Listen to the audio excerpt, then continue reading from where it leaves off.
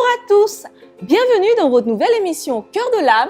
Au fil des semaines, vous allez découvrir ou redécouvrir les richesses du sol gabonais, mais aussi entrevoir pour la première fois les activités des entreprises Olam et GCS sur notre sol. Quels sont leurs objectifs? En quoi cela impacte-t-il les populations? Chaque semaine, à travers des reportages, nous allons répondre à toutes ces questions. Mais pour l'instant, je vous invite à découvrir les activités d'Olam dans le monde. Regardez.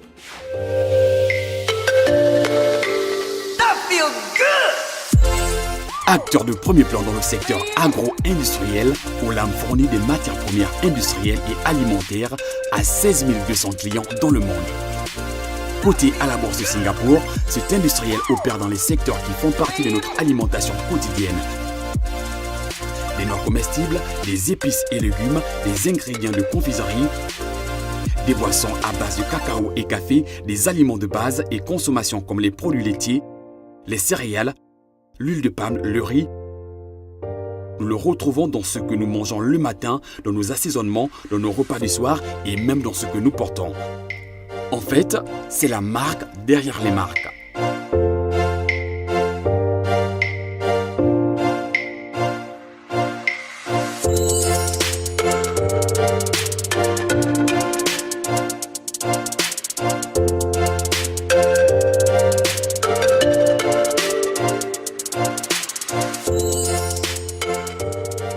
Ce géant mondial, c'est aussi des matières premières industrielles dans le secteur bois, coton, engrais, infrastructures et logistique, ainsi que dans le secteur financier avec des solutions de tenue de marché, la gestion des risques, la gestion des fonds d'investissement.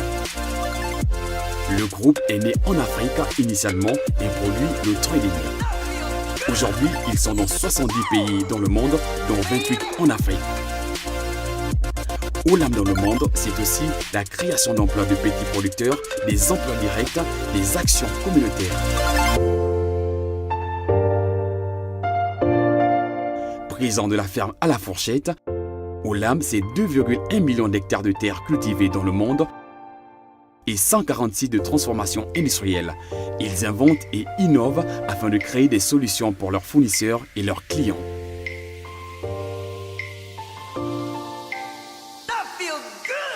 Pour notre premier plateau, nous recevons M. Gagan Gupta, directeur général de Olam ici au Gabon.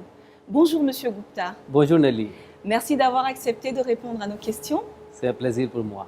Avant toute chose, souhaiteriez-vous continuer en français ou êtes-vous plus à l'aise en anglais? Nelly, je comprends bien français. Je parle français sans les grammaires, je débrouille. Je pense avec un accent très rapide. Je vais même faire essayer de parler dans le français. D'accord, très bien. Pour commencer, quelle est l'histoire d'Olam ici au Gabon? Olam, c'est une histoire longue dans le Gabon. Nous commençons dans l'année 1999. Comme nous commençons premièrement avec les négoces de bois. Jusqu'à 2005, nous faisions les négoces de bois. 2005, nous mettions notre première usine de production Makuku. Oui. 2006, nous faisions les négoces de riz. Après 2007, nous rentrons dans les négoces de produits laitiers. 2010, c'est que l'année nous changeons notre stratégie. C'est à cause des nouveaux plans de Gabon qui ont mené, c'est les plans Gabon émergents. Même à cause des changements de stratégie côté du CND Group, aujourd'hui nous sommes dans la 7 grosses business ici. C'est le premier huile de palme, 58 000 hectares. Deuxième, c'est les EVA, 12 000 hectares. Troisième, c'est les projets grain. Quatrième, c'est les projets minéraliers. Cinquième, c'est les projets pour general purpose.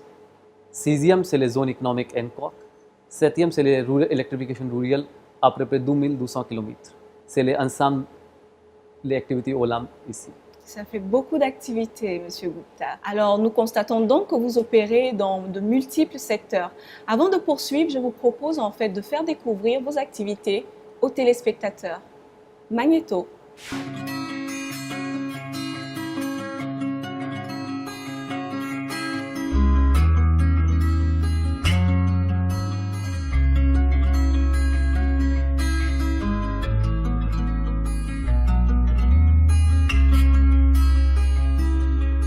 Olam a commencé ses opérations au Gabon en 1999. Aujourd'hui, l'entreprise a développé plusieurs branches d'activité. D'abord, la culture d'huile de palme à travers sa structure Olam Palm Gabon qui impacte sur plusieurs villages et particulièrement dans la zone de Mouila et Kango. Alors Olam Palm Mouila, c'est une plantation qui s'articule sur 3 lots. Le lot numéro 1, qui est ici à Mouila, le lot numéro 2 Mandi et le lot numéro 3 Moutassou. Donc en termes de surface actuellement plantée, le lot numéro 1 a une surface de 16 000 hectares, le lot numéro 2 7 000 hectares plantés et le lot numéro 3 Moutassou 14 000 hectares qui sont plantés. Alors en termes de production, la mise en récolte a commencé depuis janvier 2016. Et sur les prévisions 2016, nous sommes à 7 500 tonnes prévues pour l'année 2016. Nous avons déjà livré 5 600 tonnes. Donc le reliquat, c'est la différence. Ensuite, nous retrouvons la culture de l'Éveilla qui est cultivée au Gabon, principalement à Ouihem et Bitam. Dans ce site, nous avons un total de 1430 employés, main-d'œuvre locale et expatriés. La transformation de l'Éveilla sur le plan local, cela portera nécessairement un impact considérable dans le quotidien des populations. Entre les plantations de palmiers à huile et la culture de l'Éveilla, Olam est le premier investisseur agricole du Gabon. En 2010, grâce à des accords publics-privés avec l'État gabonais, la filiale du Gabon se lance dans un projet dont le but est à moyen terme d'assurer l'autosuffisance alimentaire au Gabon. Vous l'aurez reconnu, il s'agit du programme Grain. Aujourd'hui, nous sommes ravis de voir que le projet est très bien installé dans la province avec plus de 155 coopératives créées, dont plus de 30 qui sont en activité. Le foncier est une question très délicate dans notre province. Il a fallu vraiment expliquer. Cela fait l'objet de plusieurs réunions entre les populations villageoises et la coordination provinciale. Et au final, nous avons réussi quand même à convaincre les uns et les autres à adhérer au projet. 155 coopératives pour 3372 coopérateurs.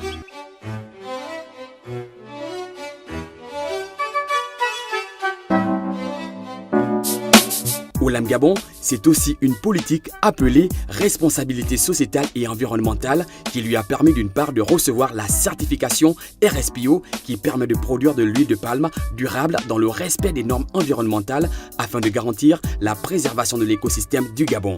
Elle est aujourd'hui la plus grande entreprise certifiée durable en Afrique. Olam, de manière générale, vise à travailler en respectant l'environnement, le milieu social où ils évoluent et d'aller vers des systèmes de certification qui visent la gestion durable de ces activités. Pour respecter nos engagements, il faut que tout et chacun se rende compte qu'il doit, dans ses tâches quotidiennes, nous aider. Ça passe de la dame de ménage qui ne peut pas jeter les poubelles comme ça, par exemple derrière les bureaux dans une petite rivière, jusqu'au DG. Tout le monde doit vivre, respirer RSPO. Et c'est pour ça qu'on compte sur tout le monde pour que ça soit une réussite. L'obtenir, c'est une chose, il faut maintenant tout faire pour le maintenir. Cette convention permet aussi à tous les villages impactés par leur activité de trouver des sources de revenus pour les habitants de ces zones par des emplois directs au sein d'Olam, sinon par des activités génératrices de revenus. La RSE se résume à 3 grands volets. La première, c'est le respect de l'environnement, des espaces naturels, des forêts, de la nature, de l'eau, de l'air. La deuxième, c'est le respect des communautés et pour nous, donc ça veut dire non seulement de nos travailleurs, le droit des travailleurs, le droit des communautés et des villages avec qui nous travaillons. Et la troisième, c'est la santé et la sécurité de nos travailleurs, de nos employés, de nos contractants et de tout le monde qui vient en contact avec l'entreprise. Au jour d'aujourd'hui, nous avons environ 52 villages concernés directement par nos activités pour tous les projets Olam au niveau du Gabon. Aujourd'hui, cette entreprise ne cesse de donner du souffle à ses activités car hormis le secteur agricole, une entité industrielle a vu le jour, G16. Il s'agit de la zone économique spéciale du Gabon située en Coque qui permet aux industriels nationaux et internationaux d'exporter aujourd'hui des produits 100% gabonais et vendre aussi des produits finis de très bonne qualité sur le marché gabonais à coût compétitif. Alors lorsque nous avons créé la zone au tout début du projet, c'était une zone qui était focalisée au départ sur le secteur bois et avoir une activité, avoir des produits made in Gabon, fabriqués au Gabon et une activité qui se développe au Gabon. Aujourd'hui, c'est une zone multisectorielle, tout simplement parce qu'au Gabon, nous importons quasiment tout, nous ne fabriquons rien. Pour un pays qui a autant de matières premières, on s'est dit qu'on pouvait les exploiter aussi bien pour la matière phare qui est le bois, mais aussi pour toutes les autres matières premières que nous avons sur le territoire gabonais. Donc aujourd'hui, on est intéressé par les investisseurs et on a déjà des investisseurs qui sont non seulement dans le secteur bois, mais aussi dans le cosmétique, le bâtiment, la métallurgie. On est en train de signer des partenariats pour ceux qui font la transformation de matières plastiques. Donc nous essayons de diversifier au maximum, tout en se focalisant sur des investisseurs qui pourraient être bénéfiques pour la zone économique, mais aussi pour l'économie gabonaise. G16, c'est aussi 500 millions de dollars d'investissement pour la construction de 2 ports à Ovendo pour diversifier l'économie, dynamiser la concurrence et réduire ainsi les coûts liés à la vie des ménages des Gabonais. Notre deuxième port, en fait, c'est une idée qui germe depuis quelques années. On a mis 1 an en fait, pour mettre en place. Déjà depuis 2 ans qu'on travaille dessus, mais on a fait la construction en 1 année. C'est une question qui était posée régulièrement en fait, par tous les opérateurs privés, miniers, en fait, qui venaient au Gabon et qui se heurtaient toujours avec le problème de l'exportation de leurs minerais. Ils avaient du mal à pouvoir venir s'implanter au Gabon parce qu'il n'y avait pas de moyens efficaces pour pouvoir exporter leurs minerais hors du Gabon. Et en fait, ce qui manquait, c'était vraiment un terminal minéralier qui puisse être conçu pour qu'il y ait plusieurs petits miniers, plusieurs petites sociétés minières, en fait, sociétés minières qui puissent s'implanter en même temps et qui leur permettent justement à moindre coût de pouvoir exporter leurs produits.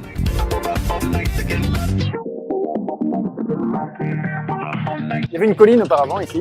Il y avait une colline qui montait beaucoup plus haut ici, qui descendait sur toute la zone.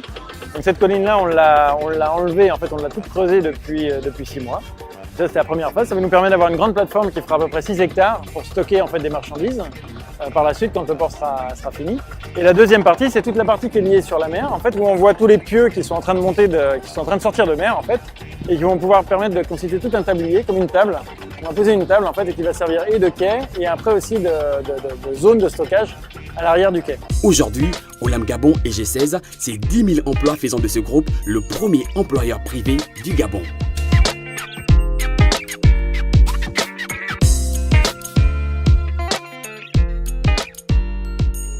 Nous venons de voir que l'entreprise opère au sein de plusieurs secteurs d'activité. Pourquoi avoir choisi d'investir dans le secteur agricole et industriel ici au Gabon? Olam, dans la fond de cœur, c'est une société agricole. Nous sommes dans les 68 pays mondiaux. Pourquoi nous choisissons le Gabon? Nous choisissons le Gabon côté de l'agricole pour 3 raisons. Première, c'est la compétitivité. Aujourd'hui, le climat agroclimatique, c'est très bon pour les cultures qui nous entrent pour faire. Je donne l'exemple Ivia. Les rendements d'Ivia, c'est à peu près 2,2 tonnes pour chaque hectare. Les mondial, c'est à peu près 1,6. Ça donne que Gabon est capable de faire un rendement très élevé côté d'Ivia. Oui. Côté de l'huile de palme, aujourd'hui, l'Afrique importe à peu près 5 millions de tonnes. Gabon, c'est un terre très fertile, c'est capable d'amener dans le marché les besoins de l'Afrique. Pour ça, nous choisissons Gabon comme un pays pour mettre côté de l'agricole. Deuxième côté, c'est vraiment un pays qui nous sommes capables de faire l'agricole avec tout le respect de l'environnement, tout le respect du côté du social. Troisième côté, c'est vraiment que les choses qui nous entrent pour faire, c'est rentrer dans la politique de l'État. Aujourd'hui, vous connaissez le Gabon, beaucoup de chômage, beaucoup d'exode rural. Avec tout ce projet qui l'État voulait que nous créions le travail, nous fixons les populations rurales. Je pense pour les 3 raisons que nous choisissons faire investir dans le Gabon côté agricole. Côté de l'infrastructure, c'est plutôt besoin d'agricole. Vous connaissez le coût de notre port, c'est très élevé. Imaginez nous voulons faire l'export, nous sommes obligés pour faire notre propre infrastructure. Comme ça, le Gabon, comme un pays, reste tous les jours concurrent dans le marché international. Le secteur agricole était très peu développé jusque-là. Peut-on réellement parler d'un secteur d'avenir pour notre pays? Je pense nous tous connaissons le secteur agricole, c'est un très important secteur. Oui. Aujourd'hui, Gabon importe à peu près 500 milliards de CFA de produits alimentaires. Même les choses comme bananes, les cassaves qui nous achètent dans notre pays. C'est un secteur qui crée beaucoup de travail. Comme nous regardons dans la dernière 7 années, on a déjà créé plus que 11 000 travailleurs. Comme nous regardons les mêmes secteurs comme pétrolier, dans la dernière 40 années, c'est moins de 5 000 personnes travaillent dans ce secteur. Comme ça, nous connaissons l'importance de ce secteur. Je pense que c'est le secteur agricole qui se fixe les populations dans le milieu rural. C'est un secteur qui crée le travail pérenne. Après, c'est un secteur qui donne les personnes un moyen de vivre. Aujourd'hui, comme nous parlons dans la ville comme Mouila, comme vous regardez 6 000 personnes qui sortent du chantier, partent pour maison, ces personnes ont un travail pour 50 années. Comme nous commençons dans la Gabon, c'est à peu près seulement 5 000 hectares de plantations agricoles. Aujourd'hui, Gabon déjà les plus grandes plantations de palmiers dans l'Afrique, c'est dans la Gabon. Même c'est une plantation certifiée. Même côté de Ivia, aujourd'hui Gabon c'est un des plus grandes plantations de Ivia dans l'Afrique. Avec le projet Grain, c'est un plus grand projet d'Afrique côté des petits producteurs. Je pense que Gabon entre pour bien un pays agricole. Dans le 2025, l'export des produits agricoles dans le Gabon se dépassera l'export du pétrole. Aujourd'hui, j'aimerais vous demander quelles sont les réalisations à ce jour. Nous sommes fiers avec tous notre employés. Notre réalisation, c'est vraiment magnifique. J'ai pris projet par projet. Côté de huile de palme, aujourd'hui nous sommes déjà plus que 40 000 hectares sont plantés. Dans la dernière année, toute l'Afrique plantait à peu près 18 000 hectares. Dans la 18 000 hectares, 11 000 hectares sont plantés dans la Gabon. C'est déjà représente plus que 50% de plantations de huile de palme se passe dans la Gabon. Côté de Ivia, aujourd'hui, plus que 10 000 hectares sont déjà plantés. Côté de zone économique, aujourd'hui, plus que 25 sociétés qui déjà dans la phase de production, plus que 32 sociétés qui entrent pour monter la construction. Je donne un bon exemple de Hancock. Avant que Hancock se commence, dans toutes les Gabon, à peu près 4 usines de déroulage.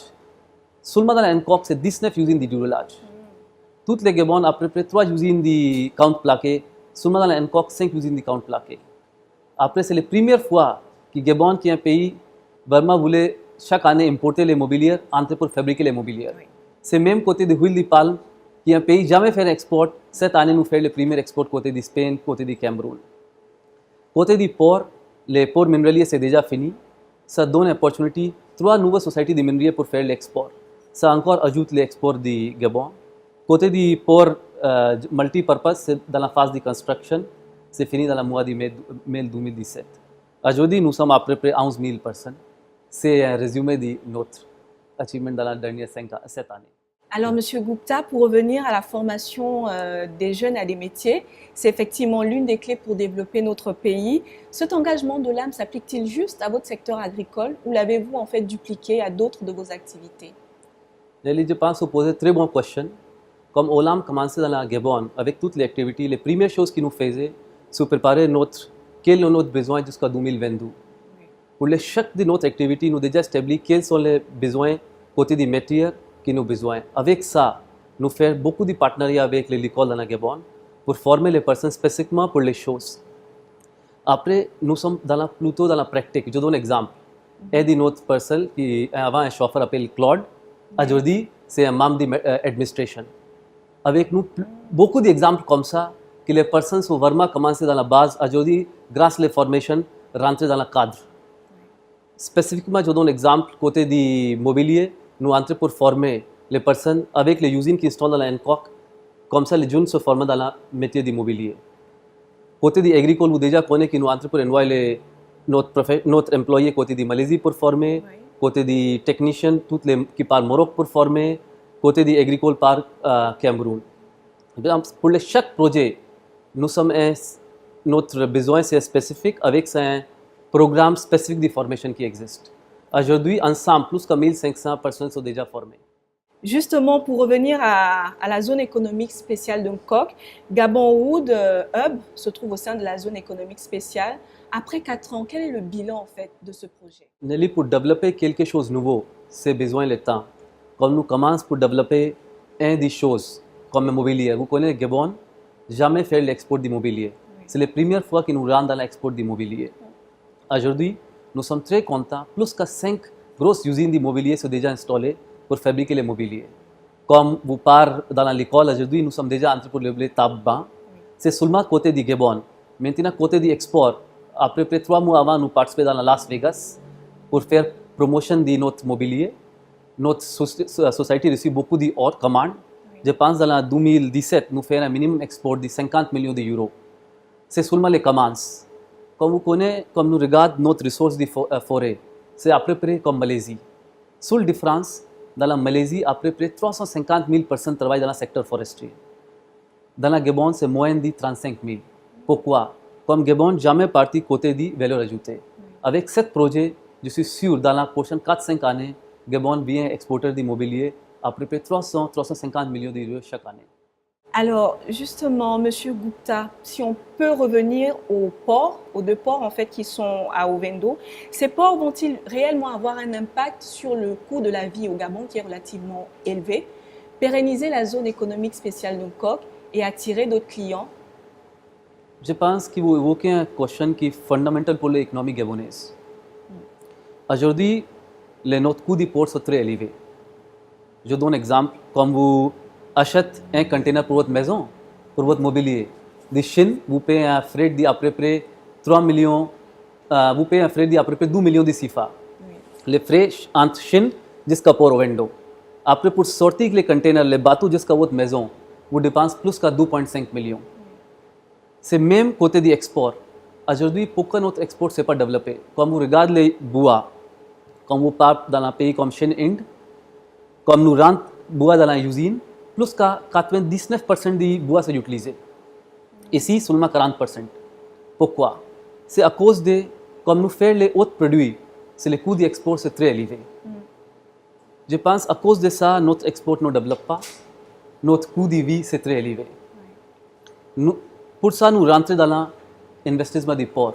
Comme nous entrons pour faire grand investissement pour les produits que nous entrons pour faire export, comme l'huile de palme, les EVA, après les sociétés qui sont dans la zone économique.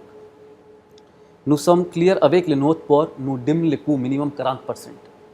Après cet impact, c'est finalement rentre dans votre panier de maison. Comme vous achetez un pain, comme vous achetez les huiles, dans 6 mois, vous regarderez l'impact que votre coût de vie c'est entré pour baser. Deuxième côté, l'export du Gabon augmente. Nous ne pouvons achever, M. Gupta, cet entretien sans parler du volet social de votre entreprise.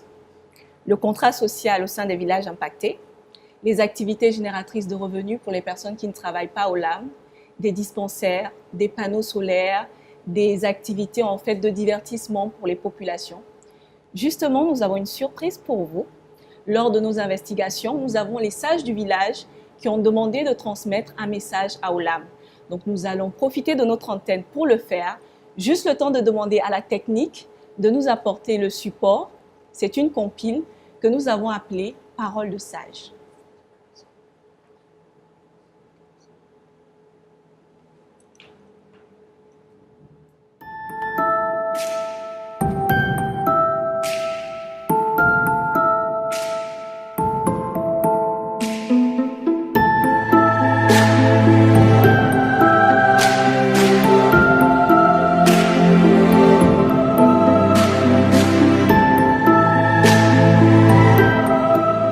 Depuis qu'Olam est là, ça a changé parce que quand il fait nuit, le village est bien éclairé grâce à ces plaques-là qui nous éclairent le village.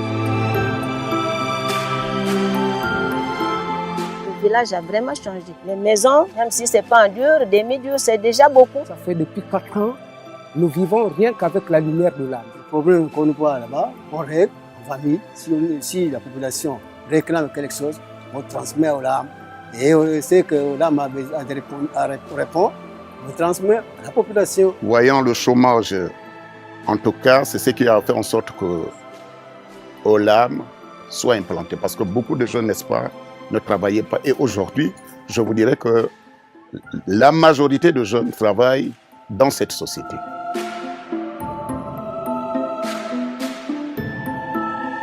Olam embauche les hommes et les femmes. Il n'y a plus le chômage. On travaille sur le trésor, que nos enfants travaillent chez nous. Quand Olam a commencé à lancer ce genre de projet, tout comme moi personnellement, je prenais ça pour la blague. Ils nous ont aussi ramené à la raison de nous dire non, en tout cas, ce qui est sûr, c'est que par rapport à ce que vous faites, ne prenez pas cela que c'est la blague. Nous sommes tous contents, surtout pour nos enfants. Ils ne vont plus aller loin, ils travaillent chez eux. C'est tout à fait normal. Je trouve que vraiment, je ne peux jamais oublier Olam. Parce que déjà, Olam, pour moi, m'a déjà fait une retraite à vie. Quelque chose, on peut le dire, c'est le quotidien, c'est ces bons chemin-là. Maintenant, aujourd'hui, je dis merci à Olam. Tout se construit pendant que tu es jeune. On ne doit pas attendre. Et que Olam, n'est-ce pas, soit la bienvenue dans notre village, dans mon école. Ça, c'est ce qui rend les gens du village d'accord avec cette société. Nous sommes tous contents.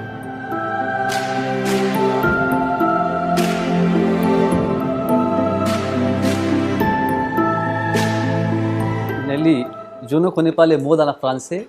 Dans l'anglais, you made my day.